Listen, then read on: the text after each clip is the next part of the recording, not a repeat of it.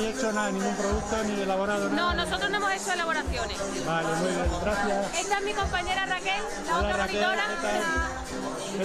¿Qué tal va el curso? Muy bien, muy bien. Muy productivo. Me alegro. Espero que les guste lo que hemos preparado para hoy. ¿Qué habéis preparado? Pues la decoración, el servicio, con los 11 alumnos que tenemos, mi compañera Yolanda y yo. Hemos hecho servicio de churros con chocolate. Ahora vamos a hacer un servicio de limonada con dulces típicos de la comarca, de la zona de La Vega.